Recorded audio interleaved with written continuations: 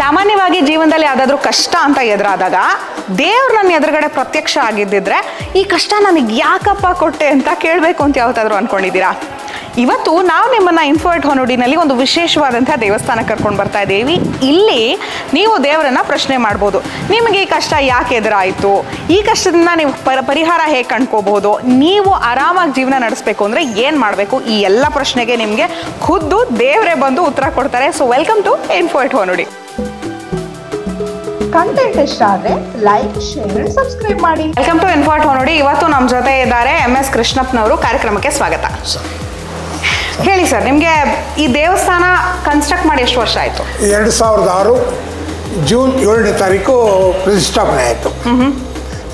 ನಮ್ಮ ತಂದೆಯವ್ರ ಉದ್ದೇಶ ಇಲ್ಲಿ ದೇವಸ್ಥಾನ ಮಾಡಬೇಕು ಅಂತ ಅವ್ರ ಉದ್ದೇಶ ಇತ್ತು. ಇದೇ ಜಾಗದಲ್ಲಿ ಓಕೆ. ಅವರು ಪಾಯ ಎಲ್ಲ ಹಾಕಿದ್ರು, ಅವ್ರು ಹೋಗ್ಬಿಟ್ರು. ಅವರ ಇಚ್ಛಾನುಸಾರ ನಾವು ದೇವಸ್ಥಾನ ಮುಗಿಸಿದ್ರು. ನೀವು ಮೂಲತಃ ಏನು ಉದ್ಯೋಗ ಮಾಡ್ತಾ ಇದ್ರಿ?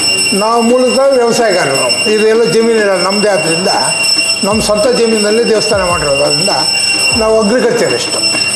ಈಗ ದೇವಸ್ಥಾನ ಮಾಡಬೇಕು ಸರಿ, ಇಷ್ಟ ಆಯಿತು ಅವರಿಗೆ. ಈ ವಿಶೇಷವಾದಂತಹ ಈ ಆಂಜನೇಯ ಮೂರ್ತಿ, ಈ ಕಟ್ಕಟೆ, ಈ ಕಾನ್ಸೆಪ್ಟ್ ಎಲ್ಲ ಹೇಗೆ?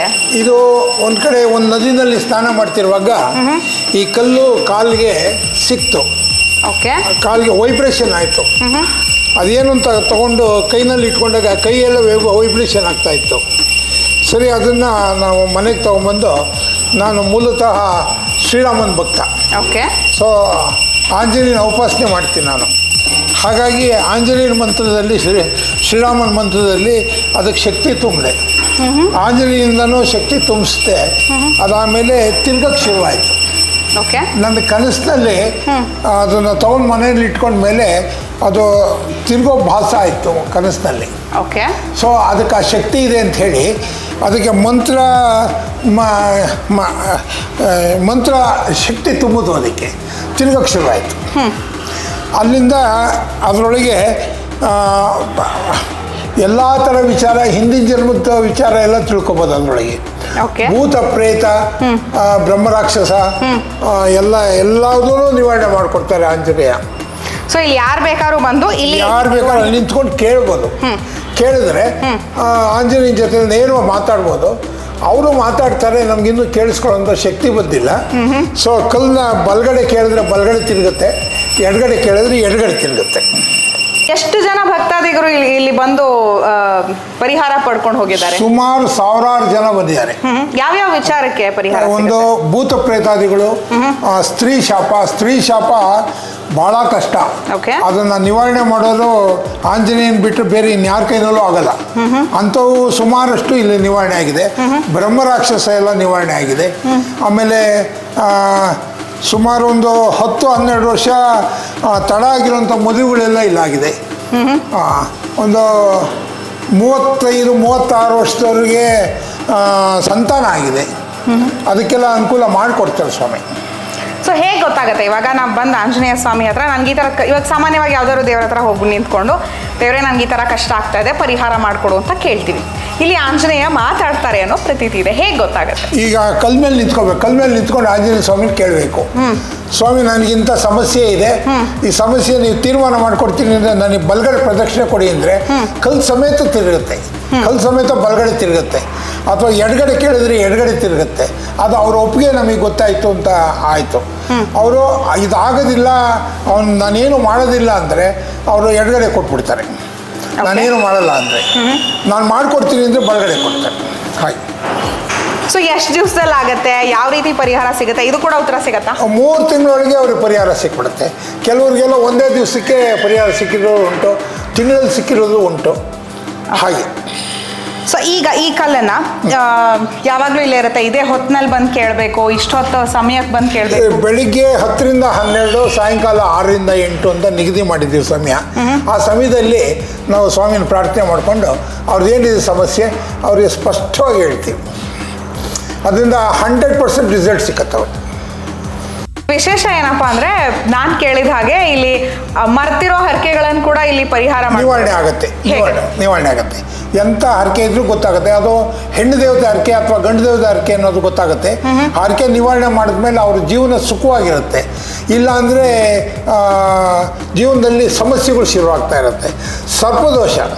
ಸರ್ಪದೋಷ ಇದ್ದಾಗ ಮನುಷ್ಯನಿಗೆ ಮಕ್ಸುತ್ತಾಗೋದು, ಕೆಲಸ ಕಾರ್ಯಗಳೆಲ್ಲ ತೊಂದರೆ ಆಗೋದು, ಇವೆಲ್ಲ ಆಗ್ತಿರುತ್ತೆ. ಸರ್ಪದೋಷ ಇಲ್ಲಿ ಆಶ್ಲೇಷ ನಕ್ಷತ್ರದ ದಿವಸ ಇಲ್ಲಿ ಸರ್ಪದೋಷ ನಿವಾರಣೆ ಮಾಡ್ತೀವಿ. ಸರ್ಪಶಾಂತಿ ಹೋಮ ಮಾಡಿ ಅಲ್ಲಿ ಆಂಜನೇಯನ ಕೇಳಿ ತಿಳ್ಕೊಬೋದು. ಏನಂದರೆ ಈ ಸರ್ಪಶಾಂತಿ ಹೋಮ ಮಾಡಿದ್ರಿಂದ ಸರ್ಪದೋಷ ನಿವಾರಣೆ ಆಯ್ತಾ ಇಲ್ವಾ ಅಂತ. ಆಯಿತು ಅಂದರೆ ಬಲಗಡೆ ಪ್ರದಕ್ಷಿಣೆ ಕೊಡಿ ಅಂದರೆ ನಮ್ಮ ಸಮೇತ ಬಲಗಡೆ ತಿರುಗುತ್ತೆ. ಆಗಲಿಲ್ಲ ಅಂದರೆ ಎಡಗಡೆ ಬಂದುಬಿಡುತ್ತೆ. ಸೊ ಸಾಮಾನ್ಯವಾಗಿ ನಾವು ಯಾರಾದರೂ ಜ್ಯೋತಿಷಿಗಳ ಹತ್ರ ಹೋದಾಗ ಸರ್ಪದೋಷ ಇದೆ ಅಂತ ಹೇಳೋದು ಇತ್ತೀಚೆಗೆ ಸರ್ವೇ ಸಾಮಾನ್ಯ ಆಗೋಗಿದೆ. ಯಾವುದಾದ್ರೂ ಪ್ರತಿಷ್ಠಿತ ದೇವಸ್ಥಾನಕ್ಕೆ ಹೋಗಿ ನೀವು ನಿವಾರಣೆ ಮಾಡ್ಕೊಂಡು ಬನ್ನಿ ಅಂತ ಹೇಳ್ತಾರೆ. ಕೆಲವ್ರ ಕಡೆ ವಾಪಸ್ ಹೋದಾಗ ಇಲ್ಲ ನಾವು ಈ ಥರದ್ದು ಒಂದು ಪೂಜೆ ಮಾಡಿಸಿದ್ವಿ ಅಂತ ಹೇಳಿದ್ರು, ಇಲ್ಲ ನಿವಾರಣೆ ಆಗಿಲ್ಲ ಅನ್ನೋದು ಸಿಗತ್ತೆ. ಸೊ ಇಲ್ಲಿ ಈ ವಿಶೇಷ ದೇವಸ್ಥಾನದಲ್ಲಿ ನೀವು ಬಂದು ಪೂಜೆನ ಮಾಡಿಕೊಂಡಾಗ ದೋಷ ನಿವಾರಣೆ ಆಗಿದೆ ಇಲ್ಲ ಅನ್ನೋ ಉತ್ತರ ಕೂಡ ನಿಮಗೆ ಆಂಜನೇಯ ಸ್ವಾಮಿ ಕೊಡ್ತಾರೆ. ಆಗಿದೆ ಇಲ್ಲ ಅನ್ನೋದು ಗೊತ್ತಾರೆ.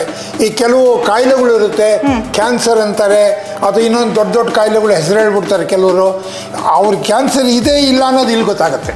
ಓಕೆ, ಕಾಯಿಲೆಗಳು ಇಲ್ಲಿ ಗೊತ್ತಾಗುತ್ತೆ. ಇದು ವಾಸಿ ಆಗತ್ತಾ ಅಥವಾ ಇಲ್ಲ ಅನ್ನೋದು ಗೊತ್ತಾಗತ್ತೆ. ಈ ಹಿಂದಿನ ಜನ್ಮಕ್ಕೆ ಸಂಬಂಧಪಟ್ಟಿತ್ತು ಅಂದರೆ ಅದು ಕಾಯಿಲೆ ಹಿಂದಿನ ಜನ್ಮದ ದೋಷ ನಿವಾರಣೆ ಮಾಡಿಕೊಂಡ್ರೇನೆ ಕಾಯಿಲೆ ವಾಸಿ ಆಗೋದು. ಇದರ ಏನು ಮಾಡಿದ್ರು ಕಾಯಿಲೆ ವಾಸಿ ಆಗೋದು.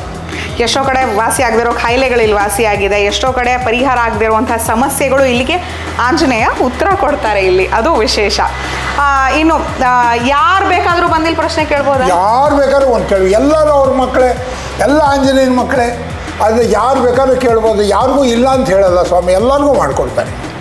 ಇನ್ನು ಭಕ್ತಾದಿಗಳನ್ನ ಪಕ್ಕಕ್ಕೆ ಇಡೋದಾದ್ರೆ ನೀವು ಹೇಳಿದ್ರಿ ಈ ಕಲ್ಲು ಒಂದು ನದಿ ಸಿಕ್ತು ಅಂತ. ಸೊ ಇವಾಗ ಅದರ ಶಕ್ತಿ ಹೆಚ್ಚಿಸೋದಕ್ಕೆ ಅಥವಾ ಅದರ ಶಕ್ತಿನ ಕಾಪಾಡ್ಕೊಂಡು ಹೋಗೋದಕ್ಕೆ ಏನಾದ್ರು ಪೂಜೆ ಪುನಸ್ಕಾರಗಳು ನಡೀತಾ? ಅದಕ್ಕೆ ರಾಮತಾರ್ಕ ಹೋಮ ಮಾಡ್ತಾ ಇರ್ತೀವಿ. ರಾಮತಾರ್ಕ ಹೋಮ ಮಾಡೋದ್ರಿಂದ ಅದಕ್ಕೆ ಶಕ್ತಿ ಜಾಸ್ತಿ ಆಗ್ತಾ ಇರುತ್ತೆ. ಓಕೆ, ಇಲ್ಲಿ ಗಣಪತಿಗೆ ತೆಂಗಿನಕಾಯಿ ಹಾಕೋದಿರುತ್ತೆ. ಅವ್ರದ್ದು ಏನೇ ಸಮಸ್ಯೆ ಇದ್ರೂ ತೆಂಗಿನಕಾಯಿ ಹಾಕ್ಬಿಟ್ಟು ಗಣಪತಿಗೆ ಪ್ರಾರ್ಥನೆ ಮಾಡಿಕೊಂಡ್ರೆ ಎಲ್ಲ ಸಮಸ್ಯೆನೂ ತೀರ್ಮಾನ ಮಾಡಿಕೊಡ್ತಾರೆ ಗಣಪತಿ. ಗೊತ್ತಾಗತ್ತೆ ನಮಗೆ ಯಾವ ಸಮಸ್ಯೆಗಳಿಗೆ ಇಲ್ಲಿ ಏನೇನು ರೀತಿಯಂಥ ಪೂಜೆ ಪುನಸ್ಕಾರಗಳು ಮಾಡಬಹುದು. ಅದನ್ನು ಮಾಡಿದಾಗ 1 ತಿಂಗಳಿಂದ ಹಿಡಿದು 3 ತಿಂಗಳ ಒಳಗಡೆ ನಿಮಗೆ ಅದು ಅಷ್ಟು ಸಮಸ್ಯೆಗಳಿಗೆ ಪರಿಹಾರ ಸಿಗುತ್ತೆ. ಸಿಗಲಿಲ್ಲ ಅಂದಿದ್ದ ಪಕ್ಷದಲ್ಲಿ ನೀವು ವಾಪಸ್ ಬಂದು ಮತ್ತೆ ಆಂಜನೇಯನ ಕೇಳ್ಬೋದು, ಈ ಸಮಸ್ಯೆ ಯಾಕೆ ಇನ್ನೂ ಪರಿಹಾರ ಆಗಿಲ್ಲ, ಇನ್ನೂ ಎಷ್ಟು ದಿನ ಬೇಕು? ಹೌದು, ಕೇಳ್ಬೋದು. ಸೊ ಇದು ವಿಶೇಷವಾದಂತಹ ದೇಗುಲ ದರ್ಶನ ನಾವು ಮಾಡ್ತಾ ಇರೋದು. ದೇವಸ್ಥಾನ ಯಾವುದು ತಿಳ್ಕೊಳಕ್ಕೆ ಆತರ ಇದ್ದರೆ ಕೊನೆವರೆಗೂ ವೇಟ್ ಮಾಡಿ ನೋಡಿ. ಈ ಕಲ್ಲು ಮೇಲೆ ನಾವು ಈ ಥರ ನಿಂತ್ಕೋಬೋದು. 2 ಕಾಲು ಅದ್ರ ಮೇಲೆ ಇರಬೇಕು. 2 ಕೈ ಈ ಮೂಲೆ ಮೇಲೆ ನಿಂತ್ಕೊಂಡು ಸ್ವಾಮಿನ ಒಂದು ಪ್ರಶ್ನೆಗೆ ಉತ್ತರ ಬರೋ ತನಕ ಕಣ್ಣು ಮುಚ್ಕೊಂಡು ಉಸಿರಾಡೋ ಕಡೆ ಗಮನ ಕೊಡಬೇಕು. ಓಕೆ, ಈಗ ನನ್ನ ಪ್ರಶ್ನೆ ಕೇಳಿ ಹೇಳ್ತೀನಿ ನಾನು. ಇವತ್ತಿನ ಈ ವಿಶೇಷ ಕಾರ್ಯಕ್ರಮ ಜನರನ್ನ ತಲುಪುತ್ತಾ? ಇದು ವಿಶೇಷ ಕಾರ್ಯಕ್ರಮ. ಇದು ಜನಗಳಿಗೆಲ್ಲ ತಲುಪುತ್ತೆ ಅಂದರೆ ನಿಮಗೆ ಬಲಗಡೆ ಒಂದು ಪ್ರದಕ್ಷಿಣೆ ಕೊಡಿ ಸ್ವಾಮಿ. ಇವತ್ತಿನ ಈ ಕಾರ್ಯಕ್ರಮದಿಂದ ಸಾವಿರಾರು ಜನ ಅವ್ರ ಸಮಸ್ಯೆಗಳಿಗೆ ಪರಿಹಾರ ಕಂಡ್ಕೋತಾರ? ಇವತ್ತಿನ ಕಾರ್ಯಕ್ರಮದಿಂದ ಸಾವಿರಾರು ಜನಕ್ಕೆ ಪರಿಹಾರ ಕಂಡ್ಕೋತಾರೆ ಅಂದರೆ ನನಗೆ ಬಲಗಡೆ ಒಂದು ಪ್ರದಕ್ಷಿಣೆ ಕೊಡಿ ಸ್ವಾಮಿ.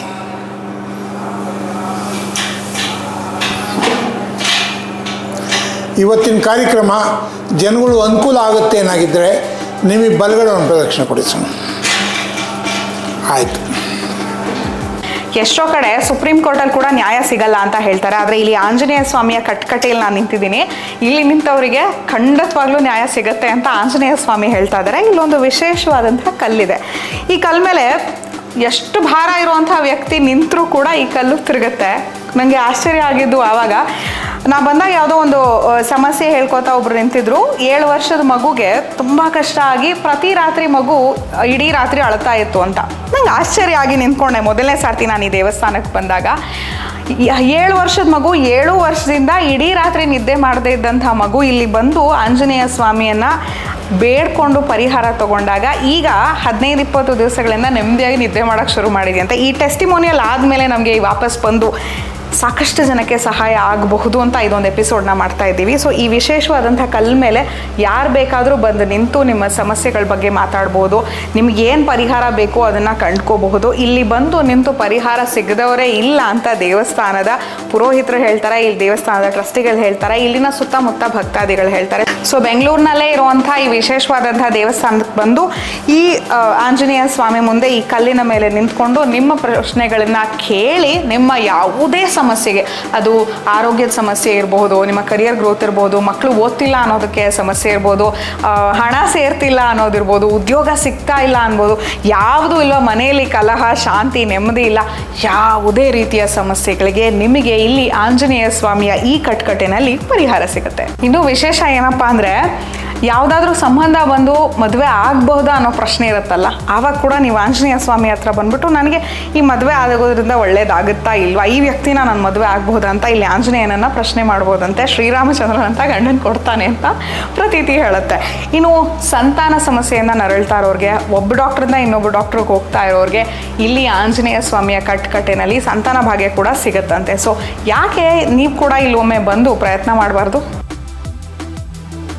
ಇದಾಗಿತ್ತು ಇವತ್ತಿನ ಇನ್ಫೋ ಎಟ್ ಹೋಮ್. ನೋಡಿ, ಇವತ್ತಿನ ಕಾರ್ಯಕ್ರಮ ನಿಮ್ಗೆ ಯಾವುದೇ ರೀತಿ ಸಹಾಯ ಮಾಡಿದ್ರೆ, ಮಾಹಿತಿ ಕೊಟ್ಟಿದ್ರೆ ಅಲ್ಲಿಗೆ ನಮ್ ಕೆಲಸ ಮುಗ್ದ ಹಾಗೆ.